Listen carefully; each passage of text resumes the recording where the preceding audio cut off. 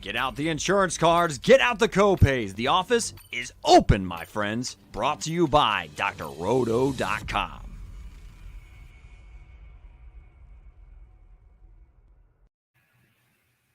What is up, and welcome into a very special edition of the One and Done Show. It is Tuesday night. We have our play-in games happening here in the background. And right now, myself and the captain of our ship, Mike Holland, we're here to put some teams on upset alert, taking a look at the full field, the full bracket, and identifying not only the teams that we like to maybe score the upset here in the first round, but also some teams that can make a bit of a run if things fall their way. So should be a really fun show. We're going into some interesting metrics and an interesting methodology as to how we got to this list of 9. But without further ado, we can jump into our methodology, and we will kick off with none other than our guy, our head of college basketball at drroto.com, Mike Holland. Mike, how's it going tonight? Tell me about these upsets. How do they come to be? They come to be, man, because one team is either really good at in a certain area, a certain field. They either have a star power, one of those superstars that can just take over a game. And then really, it really just comes down to seeding, right? I mean, you look at some of the 11 seeds this year, they're pretty tough compared to some of the 10 seeds and some of the 12 seeds. So, it really just comes down to what your pod looks like. But overall, you just kind of look at those 3 factors to kind of determine, where these upsets can happen, the greatest likelihood to, obviously give yourself the best chance at a perfect bracket here. So, a big thing for me, metrics are always huge. We use it in DFS. Love to use it in betting. If you've seen, Basketball on Paper, the book, Dan Oliver, 4 factors of basketball success, right? It's a weighted scale. Shooting, obviously, super important. 40%. Got to be able to put the ball in the hoop. Second thing here is turnovers. He weights at 25%. Third metric on here is rebounding. And then fourth metric is free throw shooting. So, he kind of weighs all these, and that's what we're going to kind of look at. How do these teams that are, ranked 12, 13, even some of these 14s, how do they perform in some of these categories? And then what do the teams look like in their pod that they're going to be potentially going up against here? You look at it here. We talk about some of the runs that have happened, some of the upsets that we've seen, Cinderella stories. You had the 2008 Davidson team with Steph Curry. That was a lot of fun. He was averaging like 34 points a game. Who knew, right? I guess we saw it, but I guess we didn't believe that he would transition that into the NBA. In 2011, it pains me to say, my guy Shaka Smart, his havoc defense that he did not end up bringing to Texas, but, just a full court press, just really good defensive team. You had Dunk City 2 years after. That was a lot of fun. Florida Gulf Coast, just, throwing up lobs, creating a bunch of excitement. And then you had the 19 Murray State team with John Morant. A lot of the guys are seniors now that were playing with him that year. So looking forward to, kind of diving in and see if we can't pull an upset or two and what teams could potentially be Cinderellas as you move through the brackets here. Yeah, there's a lot of really interesting things that go into it, right?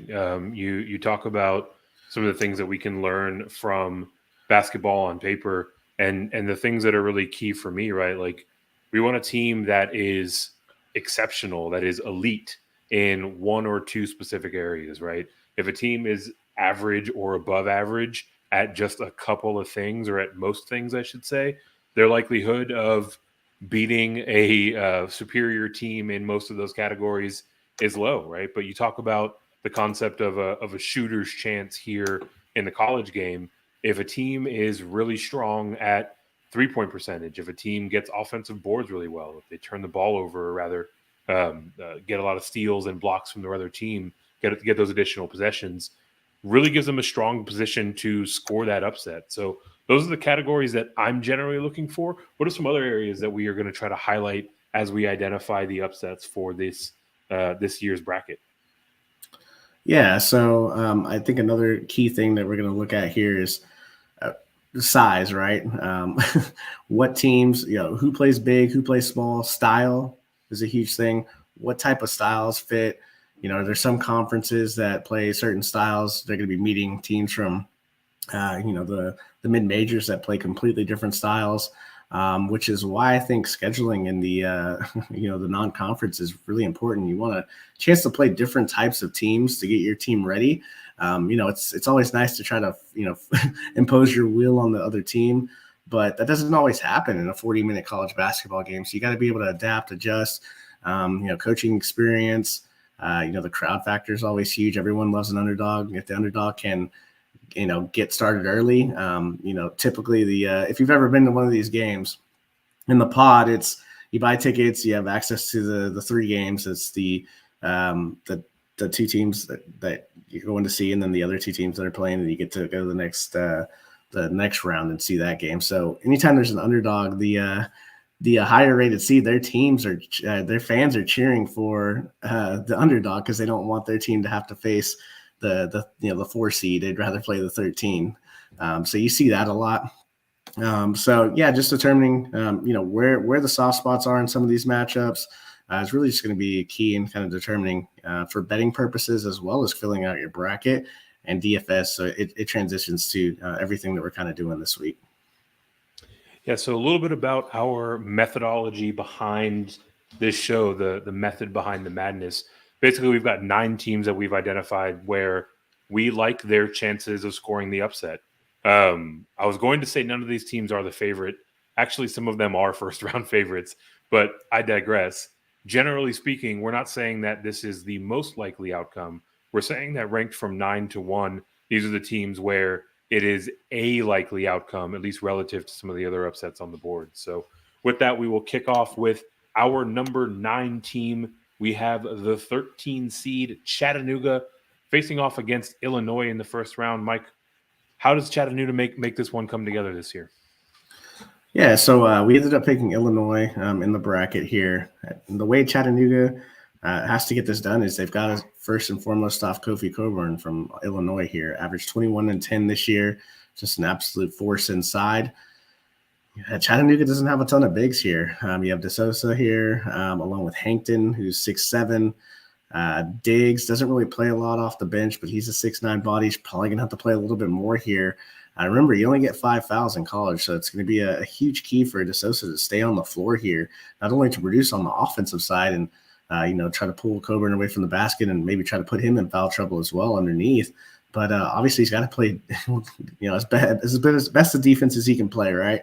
You're not going to completely stop this guy, but just, making it tough for him is going to be huge. Another factor here is Chattanooga's got star power on their side. So we made that one of our keys to how do you identify an upset. Malachi Smith, right? Averaged 20 points per game this year. Just an absolute stud, can really get it done. If he can get hot, he could be one of those guys in the last 10 minutes of the game that can really propel them to a victory. So just a couple of key factors. Anything that jumps out to you? Yeah, we talk about kind of the sabermetric side, right? Like what I really like about Chattanooga here, and let's be clear, they've got a tough road ahead of them kicking off with Illinois, but they do a really good job in terms of offensive rebounds. They're 48th in the country in offensive rebound percentage. They're 28th in the country in free throw percentage. So when they're getting fouls, they're getting to the stripe. They're doing a really good job of getting those easy points, but they're also getting a lot of additional possessions by cleaning up the offensive glass, right? So typically in the tournament, we see these games kind of slow down a little bit. We see the possessions really drag out. So if they're getting even just a couple more possessions by way of those offensive rebounds, certainly has the makings for what would be a pretty big upset here in the first round. Yeah, so they do check off a lot of the boxes, right? I mean, we talked about it, right? Shooting, that's a key factor here. Effective field goal percentage, they're 57th in the country. They don't turn the ball over very much. They're 85th in the country to 350-plus teams. And we talked about the free throw shooting and offensive rebounding is there. Obviously, a lot of that's relative to the conference that you're playing in. So that's another factor you have to look at. But when you look at it, Chattanooga does have some star power here with Malachi Smith, DeSosa. So definitely wouldn't be shocking. It's just really tough to pick against Kofi Coburn in the first round, knowing that he could just absolutely smash and go for 30 and 15 in the first game and, really just put an end to him early. So I think that's why, obviously, we ended up picking Illinois here. But it would definitely be a little bit of a shocker to see Chattanooga take down Kofi and then move on if Houston's able to get by UAB, which we actually picked UAB to win. another tough matchup. So I think on our Cinderella scales, getting Chattanooga the Sweet 16, we have at a 10 here, the highest score you can get, because that would be two really good victories, and definitely a team to write some novels about, right, if they're able to advance any farther than that. Yeah, I mean, certainly the makings to potentially pull an upset against Illinois. If they do, they face off against an underdog that we're going to talk about a little bit later here on the show, or a Houston team that has no business being a 5 seed. So probably not going to have a deep run, even if they pull this first round upset. And that is why they are the number 9 on our list. Moving on to the number 8 on our list, we have a 13 seed. We have the Vermont Catamounts facing off against none other than the, Arkansas Razorbacks. So 13-4 seed. For those of you that were watching along with us 2 nights ago as we broke down the left side of the bracket, this is an upset that we actually selected and carried forward to the round of 32 ourselves. What do you like about the Catamounts, Mike? Yeah, I mean, they're surging, right? They only lost one conference game, the America East. Their KenPom rank is 59th, so a lot to like here. The biggest thing is their metrics, man. They just really stick out. We talked about it a few nights ago. They're first in the country in limiting offensive rebounds for opponents. They're third in effective field goal percentage, which is one of our key components to finding an upset.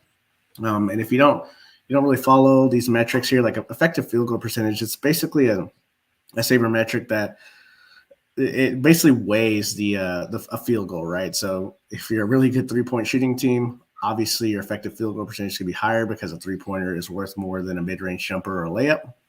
It's a huge measure of success. Obviously, teams that are better from the 3-point line, and we're going to talk about a lot of these, these teams that are mid-majors that are really good from 3. Their effective field goal rate is going to be really high, and that's something that you like. It's points per possession, right? So you look at it here for Vermont, they're really effective here from 2. Ryan Davis on the inside here can really get buckets. Shooting almost 60% from 2-point range. They don't turn the ball over, turning it over less than 15% of the time. Another good thing is they're shooting 37% from 3. So you see why they're third in effective field goal percentage here. And then they cap it off by being a pretty solid free throw shooting team at 75%. So for me, there's just a lot of ways for them to really break Arkansas's hearts here, just as one of the better offensive teams that's rated here or ranked here in the double-digit seeding. Yeah, we talked right off the top about looking for teams that are premier in a couple of categories, and for Vermont, they're actually they hit that mark in several categories, right? They are very effective at maximizing their points per possession, and they take care of the ball really well, right? So Arkansas is not going to get very many opportunities to make up the gap for the gap in efficiency, I should say. Maybe looking at this first round in particular, I mean, are there things about the Arkansas game that you think leaves them a bit exposed? Yeah, so I mean, you look at it and you look at the Arkansas side, right? They're 16th in defensive efficiency and they're 63rd in opponent effective field goal percentage. So they do a really good job of limiting opponents' points per possession here. The problem is their offense is not really maximizing points per possession. They're 313th in 3-point shooting, barely shooting 30% from 3. That's not going to really get it done. So if you're shooting 30% from 3, you're obviously trying to take it to the basket here. The problem is they're 219th in effective field goal percentage. So just not really getting quality field goals here. So kind of minimizing that points per possession here. And then we talked about it, Vermont being first in, defending their own glass here. So not going to be a lot of second chance opportunities here. We'll talk about it again, man. Ryan Davis averaging 17 points and 6 boards, one of the better mid-major players here. Definitely should have a nice game here, and he's going to have a tough matchup with Jalen Williams. Definitely I like Vermont here. A lot of people are going to like this one. It's going to be a very trendy pick. But there's a lot of merit to this one analytically, and then also you got some pretty solid players here with Davis and Ben Chungu from Vermont here. So we mentioned a moment ago that we've got Vermont advancing in our bracket that we broke down a couple of nights ago. Those of you that are watching along on YouTube, go ahead and hit that like button, hit that subscribe button, and you will be able to see all of the college basketball content we've been pushing out this week, with more to come as we gear up for the tournament. Looking at the second round matchup, they're going to face the winner of UConn and New Mexico State. We didn't select them to carry forward in their Cinderella run, but do you think there's any merit to them going any deeper, or do you think that they're going to get that one win and then go home? Oof, man, that's a tough matchup. We talked about it a little bit. The size of UConn, the shot blocking ability of UConn, really going to limit that 2-point percentage. I don't see them shooting 60% from two, going up against Sanogo and Whaley. And then, UConn has some pretty good wing players that can defend here. So, man, yeah, that would definitely be a shocker for me. I could see them cruising here to an upset against Arkansas. But if UConn is able to advance, which they should against New Mexico State, UConn's just a really tough animal here, and the guard here, RJ Cole, he can do a lot of things with these two bigs as well. So, I think obviously we picked the run to end there, but hey, it's the tournament, right? Anything can happen. So, it certainly can, and we will move on to our 7th ranked team overall, the number 12 seed UAB Blazers. Mentioned U of H earlier. They are a 5 seed. They should probably be like a 2 or 3 seed, maybe a 1 seed. But ultimately, really tough matchup here, but a lot to like about the Blazers. This is another team dating back to yesterday's show that we selected to advance. What is it about the Blazers that has them pulling, at least for my money, maybe one of the biggest upsets in the tournament? Yeah, I mean, they're coming in hot, 7 in a row, winning Conference USA tournament here. And, man, we talked about Steph Curry, John Morant, these guys. Obviously, this guy's not quite on that level, but a really, really good player. Jelly Walker, Jordan Walker, averaged 20 points and 5 assists. Man, this guy is really fun to watch, can get his own shot, really tough to guard. So Houston's not going to have a lot of fun with that. Overall here, UAB as a team, and they're 9th in 3-point shooting. I mean, 38%. So that checks one of the boxes that we look for. They've been hitting the glass pretty hard on the offensive side, that 33%. Now the time they're grabbing their own offensive rebound, they limit their turnovers. So when you ever have a lead guard, that limits his turnovers here, your team is limiting their turnovers. Obviously, you have more opportunity for possessions and to be able to score the basketball, which allows them to be 53rd in effective field goal rate at 53%. So a lot of nice metrics here for UAB. Houston, a really tough defense. I mean, Ken Palm has them finishing 4th here in their rankings. So definitely merit for a 2 or a 3 seed.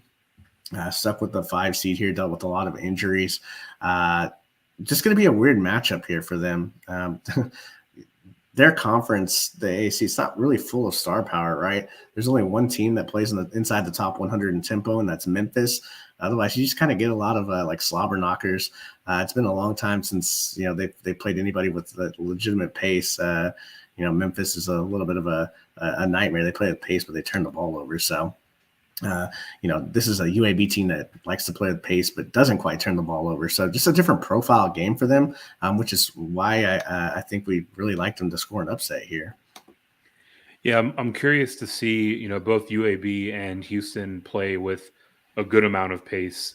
I'm curious to see if we find this Blazers team slow it down a little bit. We've talked a lot about the metrics that we look for. Take care of the ball, 48th in turnover rate. They get a good amount of their own boards, 37th in offensive rebounding percentage.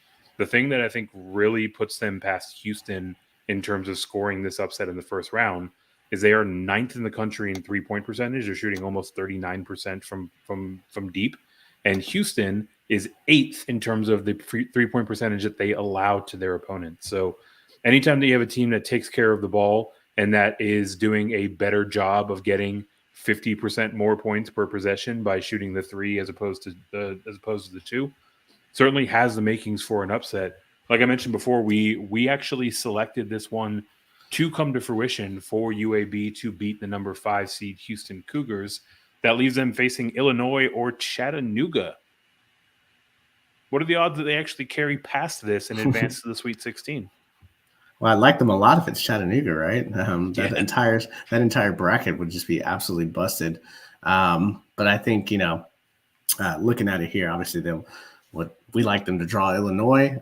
In that scenario, I don't quite know that they have the manpower. Not a lot of teams do to stop Kofi.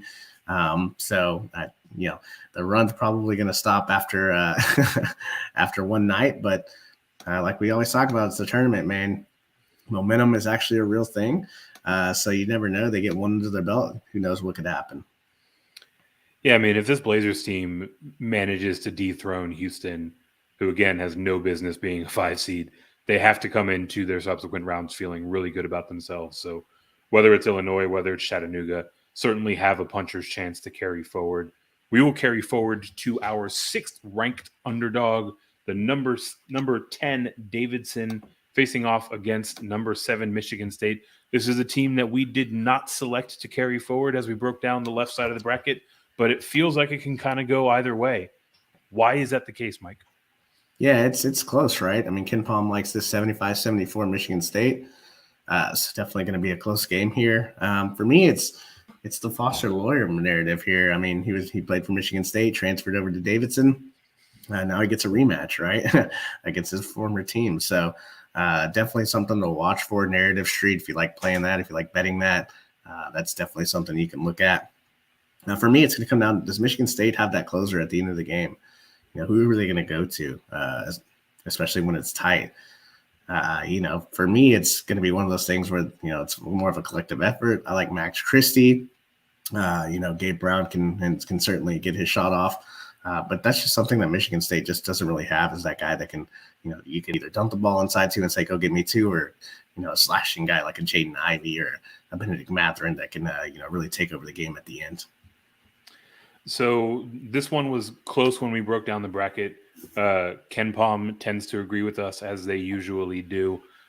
Is there something about this Michigan State team in particular that leaves them a little bit exposed, or are these just 2 well-matched teams and it's probably going to come down to kind of a possession or 2 at the end of the game? Yeah, I think, Michigan State's a little more balanced offensively and defensively, where Davidson is more defensively challenged. It's Izzo in March, so what can you say, right? Like, the guy just wins when it comes to March, so it doesn't matter what seed he's in. It's like something that 24 straight years they've made it to the tournament. So, I mean, that's a big thing for me. Coaching obviously is a huge factor here. So, give me Tom Izzo. It would be a shock to see Davidson pull it off, but we've seen crazier things. We have. And speaking of crazy things, their reward for pulling it off would be most likely a date with the number 2 Duke Blue Devils. Does the run continue, or is that a brick wall they cannot run through? That is a brick wall. They do not have the athletes to match up with Duke. So we got Duke going pretty far. The run would definitely stop there. So another team that we have going on at least somewhat of a surprisingly deep run is our next team here that is going to put their opponent on upset alert, and that is the number 13 seed South Dakota State Jackrabbit. Those of you that tuned in with us last night as we broke down the right side of the bracket will know that not only did we select them to advance out of their first round game, which is against I've frozen up here, my bad, which is up against the 4 seed Providence. We actually have them toppling Iowa, the 5 seed, in the round of 32. So what is it about these Jackrabbits that has you all in? Yeah, they've won 21 straight. So that's always nice. Team's feeling good, right? You feel like you can beat anybody. Summit League, I mean, obviously not the most challenging league. But for me, it's like, man, Ken Palm likes them number 71 here. Probably a little lower than I thought they would be, especially with their metrics. I mean, they're first in 3-point shooting, 44% from 3. 44. Like, that is out of control. There are teams that don't shoot that well from 2 in this tournament this year. Right? Like, absolutely out of control. Which allows them to be, guess where, number 1 in effective field goal percentage, almost 60%. Whenever you're making these threes, your points per possession super high. Man, I mean, what can you say? Like, you just love the 3 ball in the tournament, right? So the thing about them is they don't turn the ball over either. They shoot 76% from free throw line, so they're checking well out of the boxes. Their defensive efficiency obviously is not there, but you can give up a bucket or two if you're shooting 44% from three, right? Yeah, absolutely, right? Like their possessions are almost categorically 50% more valuable than their opponent's possessions. I mean, 44% from three is absolutely insane. So as they try to slow this game down, as they stay hyper efficient, as they stay pretty solid there at the line, 76%. A lot of things to like about this team. And that's a big part of the reason why we have them advancing not only from this first game, but from this second. So maybe fast forward us here to the Sweet 16 matchup against Iowa. Obviously, big shoes to fill facing off against Keegan Murray. Why do you see them making it all come together and advancing to the Sweet 16 to face off, presumably against Kansas? Iowa 77th in defensive efficiency, 139th in opponent 3-point percentage, allowing 33%. So they're okay. They like to play up and down. That's going to really, I think South Dakota State's going to love that. They're going to be able to get up and down the floor. There's going to be a lot of three balls being shot. South Dakota State, man, Baylor Shireman is one of the best players no one knows about. He's a 6'6", like guard / forward, can shoot threes, can rebound really well, can create. They just basically it's him and shooters surrounding along with Douglas Wilson on the inside. So they can play inside a little bit too. So, they're definitely not a one-trick pony. If, they happen to shoot even 35% from three, you feel confident that Douglas Wilson, who averaged almost 17 points a game, they can dump it down into him. He can get a couple of easy buckets for him. For Iowa, man, it's a one-man show, right? We picked them to get out of the first round just based on the strength of Keegan Murray. When your opponents are going to shoot 60% effective field goal rate, you're going to need a lot more firepower.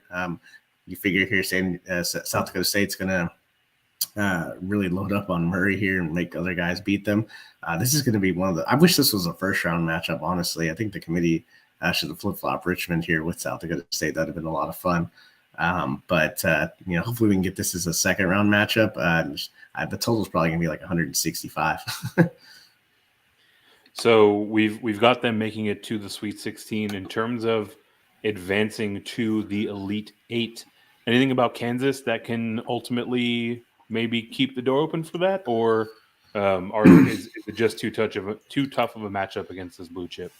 Yeah, I think the metrics, really favor Kansas here, being 25th in opponent 3-point percentage. They barely allow teams to shoot 30%. That's always been a Bill Self trait. Obviously making opponents put the ball on the deck here and funneling it inside where they typically have, some bigs that are really good. And they obviously have David McCormick in there. They're, 29th in defensive efficiency and one of the better offenses. So they can definitely match point for point here. So a nice fun run. They're the Cinderella story for me of the tournament, which is why we have them in the Sweet 16. But I just don't see them making it past the Kansas team. But you never know. If Kansas were to stumble, everything changes. So we'll see. It certainly does, but it looks like this matchup in particular really would force the Jackrabbits to go to their areas of weakness in terms of their scheme and their offense, and will likely be too much to overcome. So that moves us on to our 4th-ranked Cinderella team, the number 11 Iowa State Cyclones, coming up against the number 6 LSU Tigers. We actually stuck with the chalk here. We've got LSU advancing, but it was another close one. What is it about this game that has it almost too close to call? Yeah, it's the 2 top 10 defenses, right? So defense travels. You're able to limit the opponents. Obviously, these two teams aren't great offensive firepower, but they do have some stars, which is really interesting. I mean, I love Days and Easton from LSU. Brockington can really get it done. Had some monster games this year for Iowa State. At one point, Iowa State was a top 15 team. Both of these teams look like they could be, potential 4 or 5 seeds before kind of stumbling down the stretch here. Yeah, Ken Palm likes this one, 64-61 LSU. For me, it's just like, what's the deal with the Will Wade exit? You know what I mean? How does LSU handle this? I feel like, for me, I don't like Will Wade. So I put myself in that huddle and I'm like, man, thank God that guy's out of here. He's just, you watch him on the sideline, it's just like, what is wrong with this guy? Kind of like a Frank Martin. You're just like, man, geez, like these guys are just out of control. So for me, I'm like, if I'm looking at their team, I'm like, hey, play free now. You know what I mean? So go get it done. So definitely something to watch for. But you never know. Like, could that have shaken up the team? That's something that, Iowa State could take advantage of. Yeah, I've found myself asking Will Wade, "What is you doing?" plenty of times as I've watched these LSU games throughout the season. And what's really interesting about these matchup, I mean, two powerhouses on the defensive front, but they also both turn the ball over a lot. So you should see some extra possessions for each team, but then to have that possession kind of clamp down and to not convert. So I wouldn't be surprised to see this game put up like 85 points. We're going to talk about betting a little bit later in a different show, but if the over under is anything north of like 100, I'm probably hammering the under, because ultimately this game is just going to be a mess. So like I said, we went with LSU, just given the kind of overall schedule and the overall body of work this year. They've got a few more stars, but can very much so go either way. Another game that fits that bill where we ended up going with the favorite here, but can go either way. The number 7 USC Trojans, the number 10 Miami Hurricanes. This is one of those instances where styles kind of make fights, right? These two teams approach the game of basketball from just categorically different points of view. So it's really going to be a matter of, who kind of gets going into their style of game, into their groove first. If that's Miami, what does that groove look like? How do they pull off the upset? Yeah, definitely. This is going to be a fun one. Who can enforce their style, right? Miami likes to play the guards here, Moore, Magusti, and Wong. Each of these guys can go for 20, can kind of create havoc. We've seen them with some really nice performances, and then we've seen them with some pretty poor performances. So definitely guard play is huge. If you look at it, man, all you got to do is get two of these guys going, and it's going to be a tough time for USC. But I think where USC has to do is to establish the paint, right? You look at it here, you got Mobley and Goodwin, two of the better bigs in the Pac-12.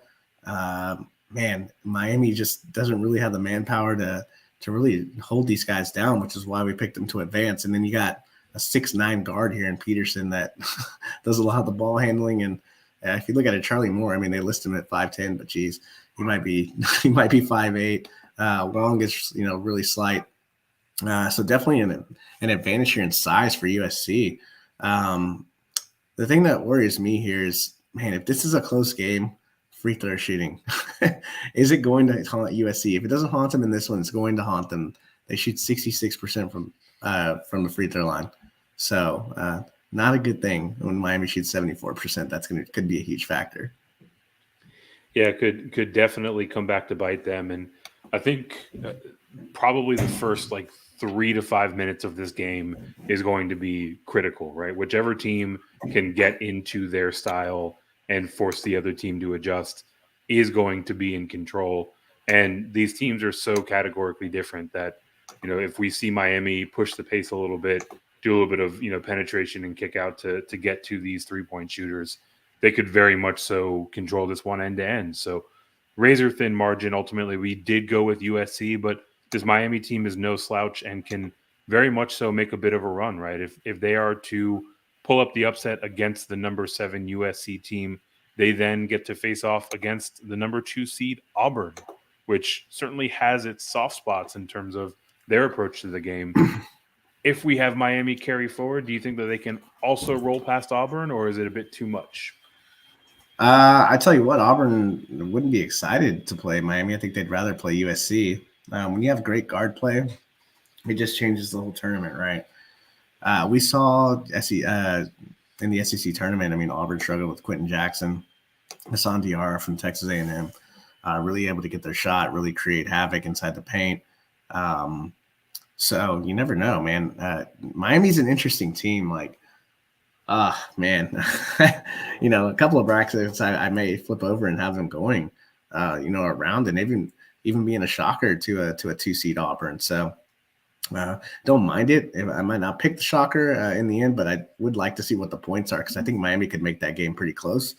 The thing about Miami is they just don't turn the ball over, right? They're 8th in turnover percentage. So they take care of the ball. So they're going to get their possessions here. Auburn can be out of control sometimes, and it just seems like sometimes they shoot themselves in the foot, and that's something Miami doesn't do.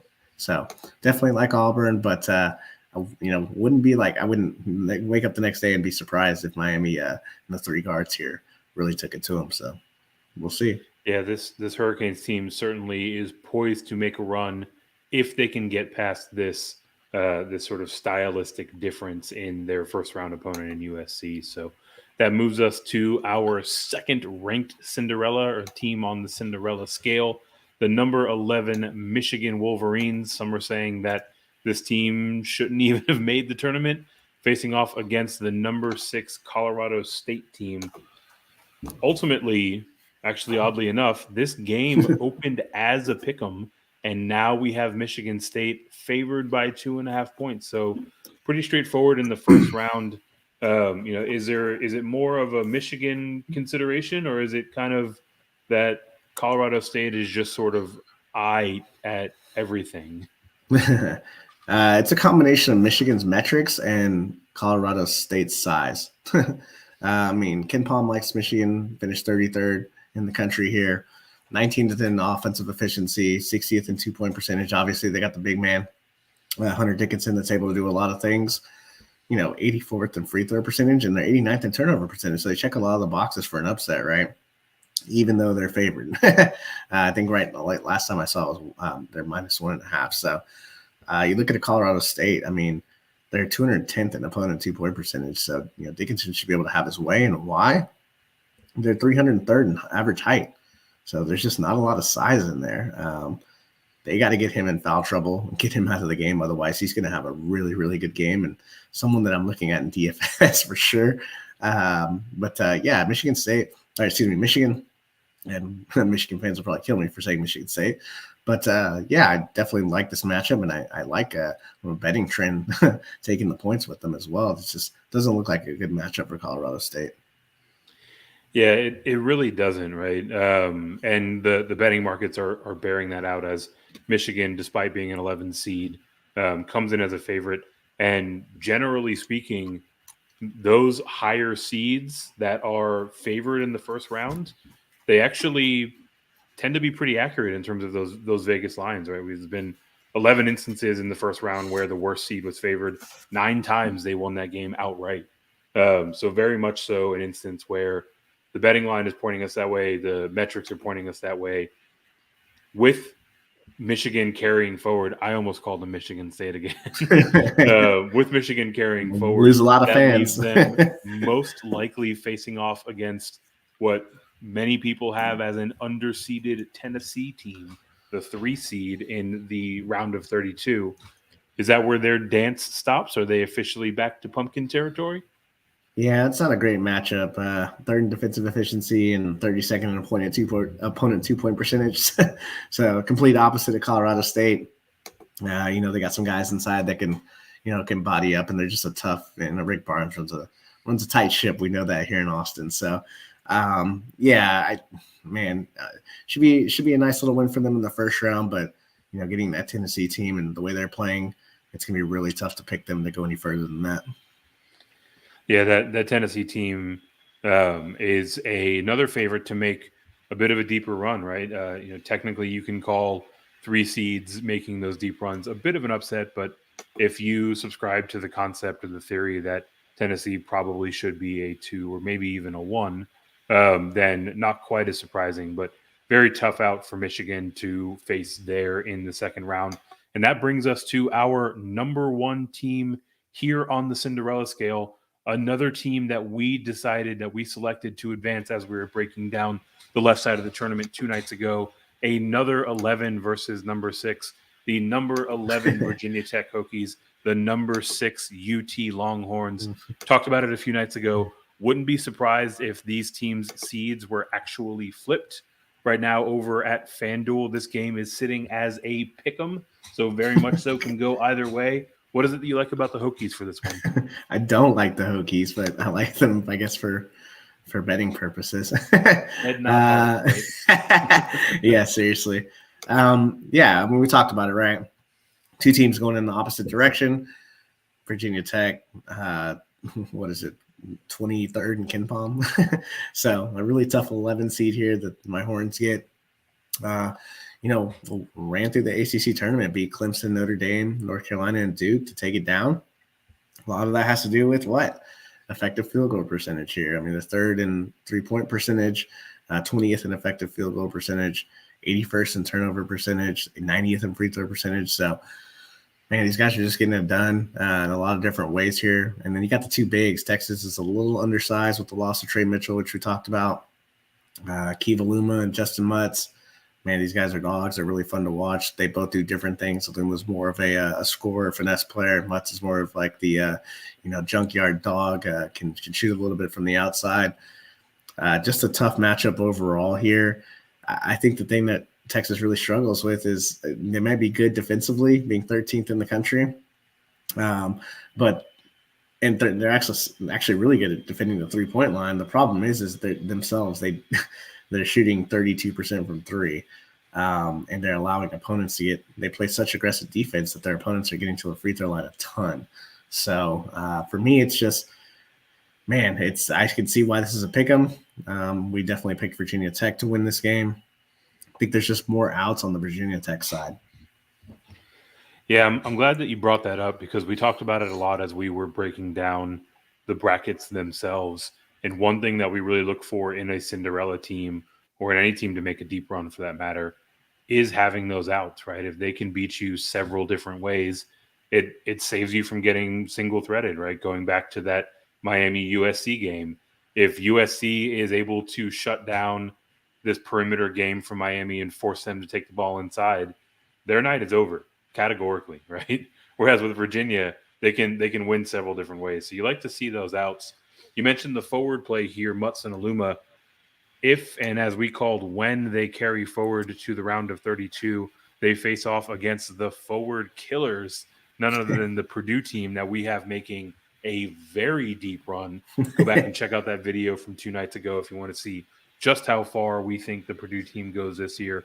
But ultimately, do you think that they have enough to overcome these Twin Towers for the Boilermakers, or is it ultimately one upset and their tournament is over? Yeah, I think for me, we were talking about it. We wouldn't be surprised, right, if Virginia Tech, the quality of opponents that they've beaten, no one's going to be absolutely shocked if they beat Purdue. The thing, and I think someone chatting with someone on Twitter last night about it, it's like, Purdue's 100th in defensive efficiency, right? That's not great. So as they're very good offensively and have the two bigs, the thing for me, though, is that sometimes these metrics, like, they're not the end all, right? Obviously, you still play the games, and then there's still the eye test, right? For me, Aluma being more of a finesse player and Mutz being more of an aggressive player, Williams and Edey, these two guys are just absolute animals inside, can create foul problems. When Mutz and Aluma aren't on the court together, the entire Virginia Tech offense changes their dynamics. So for me, I wouldn't be surprised if Virginia Tech won. I would obviously we're leaning Purdue, having them go all the way to the championship game. So I think the run kind of stops here, obviously. So, but definitely wouldn't be an absolute shocker if it happened.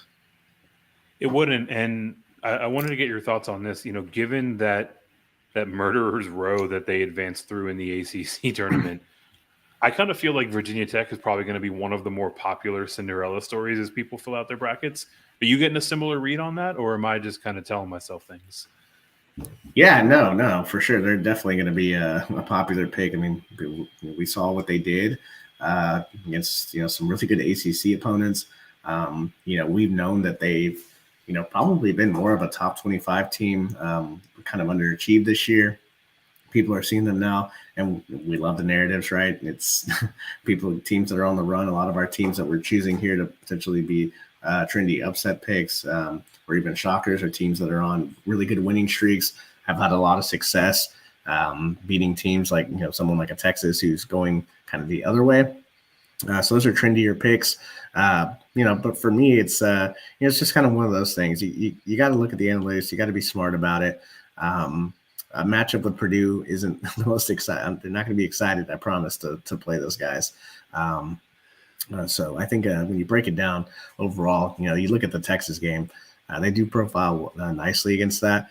But when you move on to Purdue, it's just a whole different animal. So we, obviously like Purdue to win that one. So that completes our 9-team breakdown from number 9 to number 1 here on the Cinderella scale. Where I want to close out with, Mike, is kind of getting a bit more of your insight around strategy, right? We mentioned off the top that these teams are not favored necessarily, except for a couple of them, but they are certainly live in terms of their ability to score the upset and maybe even make a run. How do you think about selecting upsets as you're filling out your bracket? Do you try to get a certain number of them? Do you kind of cap out at how many you go for? Do you maybe identify the spots that are going to be popular and try to get different? Like overall, what's kind of the game theory for determining which upsets you're going to select? Because nobody, and I mean nobody, should select all 9 of these. Right. Well, no, who knows, man? Somebody might give you $1 million with ESPN or whatever. Yeah. Yeah, I think when I'm looking at it, I am looking at the analytics, right? You're looking at star power, like we talked about, where the teams are, trends, right? Like who's playing well, who's not playing well. Size is a big thing, right? Like Michigan's favored because they obviously should have an advantage inside. So when I'm picking up, so I'm looking at the matchups. I'm looking at the pods that these teams are in. What other teams could be up? What other higher seeds could potentially be upset that makes it easier for a Cinderella to get there? Very rarely does a Cinderella just go right down the row and just beat, a 12, or excuse me, a 5, and then a 4, and then a 1, and then a 2. Like you don't see that often. It's typically your Cinderellas happen because one side of a bracket is completely busted, and they get a couple of quality wins against some of the better teams, and then they're playing an 8 or 9 seed. And so it just makes it for a little bit easier of a run. So that's kind of how I'm determining, how to maneuver when I'm making my brackets and things like that. Yeah, I mean, it's fun to select underdogs and to select these Cinderella runs, but ultimately they are underdogs for a reason, right? We've identified teams that could potentially make a run, that certainly have kind of the atmosphere and setting needed to do that. But to actually go out and execute on it time after time, right? Because almost every single one of these teams, should they win their first round matchup, has an absolute juggernaut waiting for them in the second round. So try to contain yourself, unless, of course, you're going for that $1 million on ESPN, which is absolutely absurd. Like they should offer $1 billion if someone gets a perfect bracket. Like your likelihood of getting it perfect is less than getting struck by lightning while you turn in your winning lottery ticket, right? So yeah, what's absolutely crazy, right? What's absolutely crazy, though, just the last point is, there's a team out there that we're going to look back on Saturday and be like, what just happened to my bracket? I mean, who knows? A 15 could be the 2. We didn't pick it. We don't think it's going to happen. It probably won't happen. But all it takes is one insane ending to absolutely destroy everything that we thought was possible in this tournament. That's what makes it fun. So to recap, look for teams that are very good, if not elite, in a couple of categories, right? They have to find themselves in that environment that they can do what they do best. Specifically, the categories that we like, all of the efficiency stats, 3s and Ds are fantastic targets or categories and metrics to target. We look at teams that get a lot of offensive rebounds, look at teams that get a lot of turnovers and blocks. Anytime they're going to get an additional possession, anytime that they're going to get more points per possession, that is at least the groundwork for an upset. So we identified the 9 that we like the most, but if you want to do your own research, those are the things that we typically prioritize and that we did prioritize to get to this list of 9. Also, if you're looking to do a bit more research, if you're looking to continue to fine tune and get yourself set up for that million should be $1 billion win for your perfect bracket, 2 places to stay with. Number 1, get to YouTube, get to our channel, hit the like button for this video. Let us know how you felt about it, but also subscribe. We're pushing out a ton of content all throughout the tournament. So you want to make sure that you're not missing any of that. And especially important, get over to drroto.com, get yourself subscribed, get into our Discord. We are literally talking about betting picks. We are talking about props. We are talking about DFS builds. We are talking about how to properly fill out a winning bracket every single day with our subscribers over there in the Discord. And with that, we will see you tomorrow with some betting advice and our DFS breakdown for the first round of the tournament. Thanks for stopping by the office. Get your fantasy prescription by subscribing to the channel and checking out drroto.com. And until the next visit, be well,